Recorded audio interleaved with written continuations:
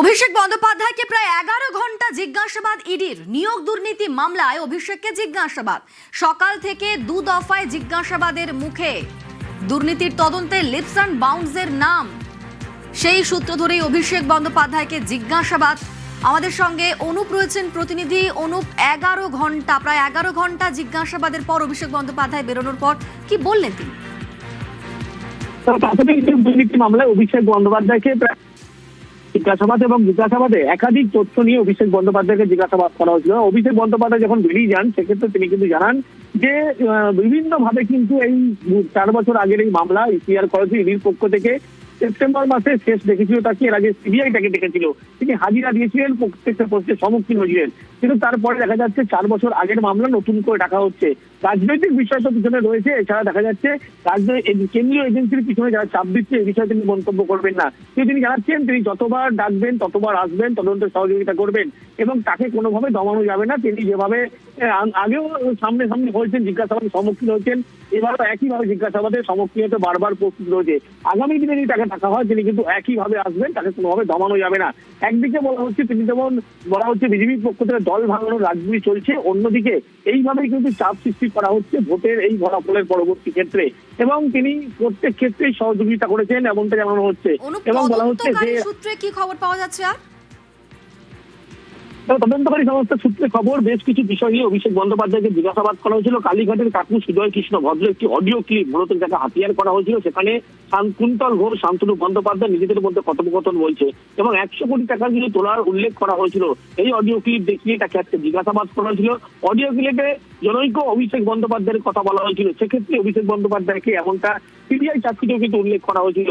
12 পাতার এই প্রশ্নমালা যে তৈরি করা হয়েছিল সেখানে কিন্তু বারবার একাধিক প্রশ্নের সম্মুখীন তাকে হতে হয়েছিল এবং প্রতিটি ক্ষেত্রে দেখা গেছিল বারবার যখন জিজ্ঞাসাবাদ করা হয় এই জিজ্ঞাসাবাদের প্রক্রিয়া পরবর্তী ক্ষেত্রে দিল্লিতে পাঠানো হয়। দিল্লির আধিকারিকরা সেগুলো খতিয়ে দেখার পরবর্তী ক্ষেত্রে অভিষেক বন্দ্যোপাধ্যায় আজকে তার সিদ্ধান্ত নেওয়াতে এই সমস্ত বয়ান যে 7টি প্রশ্ন অভিষেক বন্দ্যোপাধ্যায়কে আজকে করা হয়েছিল, এই প্রশ্ন খতিয়ে দেখা হবে আগামীকাল। তারপরে অভিষেক বন্দ্যোপাধ্যায়কে আবার তলব করা হবে কিনা তারা সন্তুষ্ট করে না কিনা এই বিষয়গুলো কিন্তু স্পষ্ট হবে। যদিও ইডি সূত্রে খবর অভিষেক বন্দ্যোপাধ্যায়কে আবারও তলব করা হতে পারে এবং জিজ্ঞাসাবাদ করা হতে পারে, একাধিক প্রশ্নের কিন্তু সম্মুখীন তাকে আবার হতে পারে বলে এমনটাই ইডি সূত্রে খবর। ধন্যবাদ। যখন যেখানে আমাকে যা প্রশ্ন করেছে আমি তার উত্তর দিয়েছি এবং আগামী দিনেও তারা যদি আমাকে ডাকে, আমার যদি কোনো পূর্ব নির্ধারিত কর্মসূচি না থাকে আমি নিশ্চিতভাবে যাব।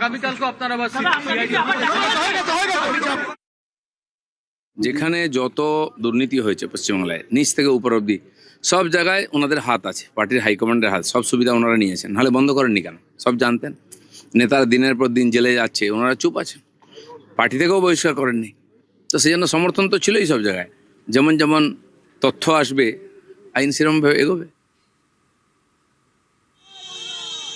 ইডির অফিস থেকে বেরোনোর পর কালীঘাটে অভিষেক বন্দ্যোপাধ্যায়, মমতা বন্দ্যোপাধ্যায়ের সঙ্গে দেখা করেন অভিষেক।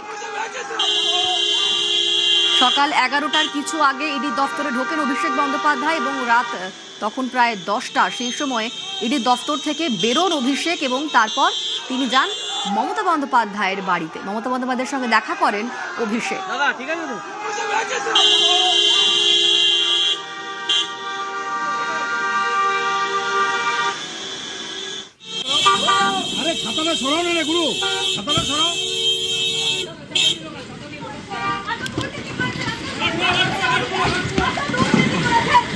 दादा दादा दादा दादा दादा अभिषेक दा अरे बेटे हमसे 2 लाइन अगर हिंदी में अभिषेक दा 2 लाइन अगर शांति से हिंदी में अभिषेक दा। এবার কুণাল ঘোষকে ডিম। কালীঘাটে মমতার বাড়ির সামনে কুণাল ঘোষকে লক্ষ্য করে ডিম ছোড়া হলো। আজ কালীঘাটে মমতা বন্দ্যোপাধ্যায়ের বাড়িতে বৈঠকে যোগ দিয়েছিলেন কুণাল ঘোষ। তিনি যখন সেখান থেকে বেরোন তারপর তাকে লক্ষ্য করে ডিম ছোড়া হলো।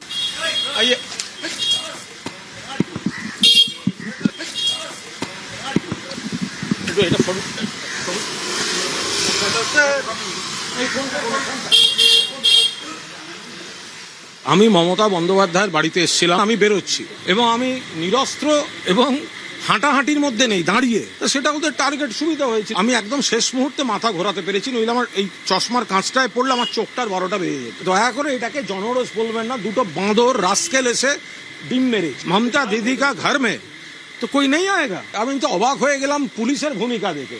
পুলিশ দাঁড়িয়ে দাঁড়িয়ে মজা দেখছিল। আমি কালীঘাট থানার ওসি এবং সিপি কে মেল পাঠিয়েছি। বিজেপি না হলে এটা করবে কে? তো বিজেপি তো বটেই। আরে ডিমের বদলে যদি বোম ছোড়ে কি হবে? পালিয়ে যাবে। আমার ডেড বডি পড়ে থাকতো। পাথর মারলে কি হতো? আমি এমনি ডিম খেতে প্রচন্ড ভালোবাসি। অমলেট, পোচ, সেদ্ধ আমি ডিম খাই। এখন সেটা নয় কেউ মেরে বীরত্ব দেখাতে গেছে, কিন্তু এইসব করে থামানো যাবে না। এইসব বাঁদরামি মাননীয় মুখ্যমন্ত্রী সারা বাংলা এবং আপনার কেন্দ্র এগুলো প্রশ্রয় দেবেন না। जनगणों पर अनेक अत्याचार करे। ये लोग बहुत अत्याचार किया भैया। ये हम लोग का ये कुणाल घोष क्या अत्याचार किया है? ये कम अत्याचार नहीं किया हम लोग पब्लिक के ऊपर में। आज ये डीम खाने के लायक ही हो गया है। ये डीम खाने के लायक ही है आज, इसीलिए इसको डीम मारने हम लोग आए हैं। ऐसा कुछ गलत काम नहीं किया जो पता नहीं है किसी को, सब कुछ जानता है। बहुत गलत काम किया लोग। গঙ্গার নিচে মেট্রো, এ তো এখন চেনা ছবি। কিন্তু যদি গঙ্গার 38 মিটার নিচ দিয়ে শাঁ শাঁ করে ছুটে যায় বিশালাকার পণ্যবাহী 10 চাকার ট্রাক, তাহলে কেমন হবে? অবিশ্বাস্য মনে হলেও বেলজিয়ামের অ্যান্টওয়ার্প বন্দরের আদলে ঠিক এমনটাই ঘটতে চলেছে কলকাতায়। কলকাতা বন্দরের সঙ্গে জাতীয় সড়ক যোগাযোগ ব্যবস্থাকে আরও গতিশীল করতে সুড়ঙ্গ তৈরির মেগা পরিকল্পনা নিয়েছে প্রশাসন। ডাবল ইঞ্জিন সরকার আসতেই বাংলায় উন্নয়নের জোয়ার, পাতালে বিপ্লব। এবার গঙ্গার নিচ দিয়ে ছুটবে পণ্যবাহী ভারী ট্রাক, তৈরি হবে নতুন সুড়ঙ্গ।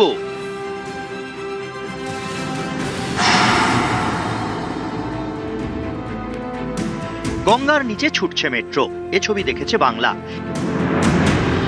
এবার গঙ্গার নিচে রাস্তা, ছুটবে পণ্যবাহী ট্রাক, এমনই উদ্যোগ নিয়েছে কেন্দ্রীয় জাহাজ এবং সড়ক পরিবহন মন্ত্রক। গঙ্গার নিচে সেই প্রস্তাবিত সুড়ঙ্গের নকশা তৈরি করেছে কলকাতা বন্দর কর্তৃপক্ষ। সম্প্রতি নবান্নে কেন্দ্রীয় জাহাজমন্ত্রী সর্বানন্দ সোনোয়ালের সঙ্গে উচ্চ পর্যায়ের বৈঠক হয় রাজ্যের মুখ্যমন্ত্রী শুভেন্দু অধিকারীর। সেই বৈঠকে এই নতুন প্রকল্প অনুমোদন পাওয়ার পরেই তা চালু করার ভাবনা প্রশাসনের।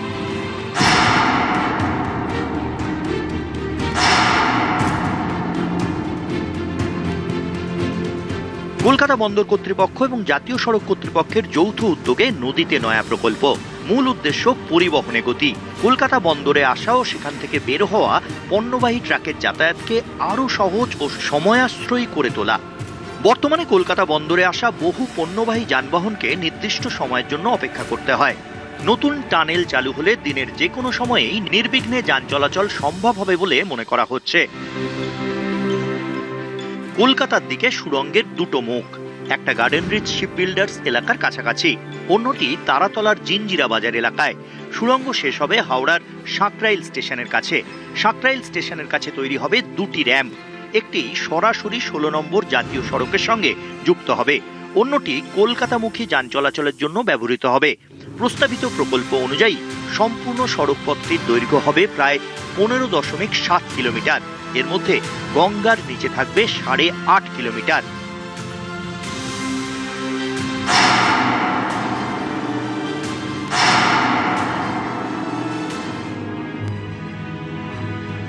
যানজটে না বিশ্বাস, ঘন্টার পর ঘন্টা অপেক্ষা। কলকাতা বন্দর এলাকার এই চেনা ছবিটা এবার বদলাতে চলেছে। ক্রমাগত বাড়তে থাকা জনঘনত্ব আর মালবাহী গাড়ির চাপে এই অঞ্চলের রাস্তাগুলো দম বন্ধ হয়ে পড়েছিল। এই পরিস্থিতি সামাল দিতেই 2022 সালে এক মাস্টার প্ল্যান তৈরি করে কলকাতা বন্দর। পরিবহনে গতি আনতে গঙ্গার তলায় রাস্তা, সেখান দিয়ে যাবে পণ্যবাহী যান।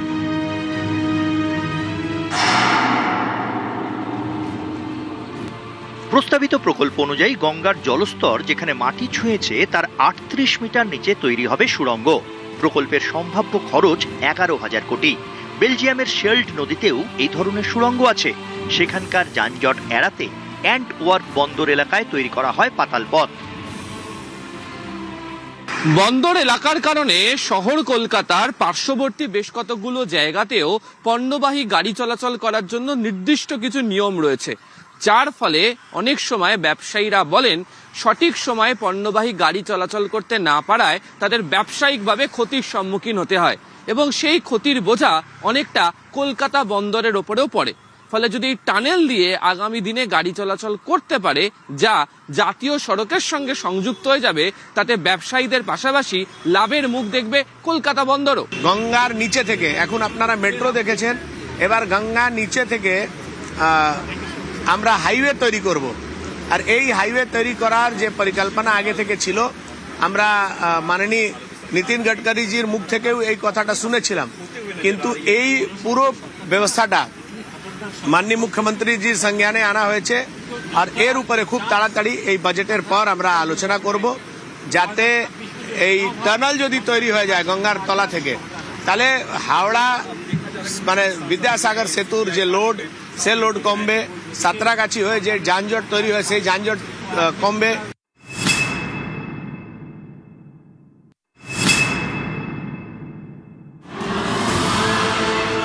বর্তমানে শ্যামাপ্রসাদ মুখোপাধ্যায় বন্দরে যেতে বা আসতে বড় বড় ট্রাক ও পণ্যবাহী গাড়িকে বিদ্যাসাগর সেতুর ওপরেই নির্ভর করতে হয়। এর ফলে ছোট গাড়ির সমস্যা হয়, দুর্ঘটনাও ঘটে, লম্বা জ্যাম তো নিত্যদিনের বিষয়। বন্দর কর্তৃপক্ষের দাবি, হুগলি নদীর নিচে এই সুড়ঙ্গ তৈরি হলে বন্দর সংলগ্ন এলাকার যানজট অনেকটাই কমবে। সরাসরি ডক পর্যন্ত পৌঁছে যাবে ট্রাকগুলি, জ্বালানি সাশ্রয় হবে, ফলে খরচও কমবে অনেকটাই। এই টানেলই হতে চলেছে একমাত্র বিকল্প, যেখানে শহর কলকাতার সমস্ত যানজটকে সরিয়ে দিনভর নির্বিঘ্নে পণ্যবাহী গাড়ি চলাচল করতে পারবে। শুধুমাত্র বন্দরের গাড়ি নয়, শহর কলকাতা থেকে অন্যান্য দিকে যাওয়ার জন্য যে সমস্ত ব্যবসায়ীরা পণ্যবাহী গাড়ি চলাচল করাতে চান, তারাও এই টানেলকে ব্যবহার করার মতো সুবিধা পাবেন। ইতিমধ্যেই এর যে ডিপিআর তা তৈরি হয়েছে। জাতীয় সড়ক কর্তৃপক্ষ নাকি কেন্দ্রীয় জলসম্পদ বা বন্দর এর তরফ থেকে এই টানেল তৈরি করা হবে, তা নিয়ে চলছে চূড়ান্ত আলোচনা। ক্যামেরা অসিত দাসের সাথে আবির ঘোষাল, নিউজ 18 বাংলা, কলকাতা।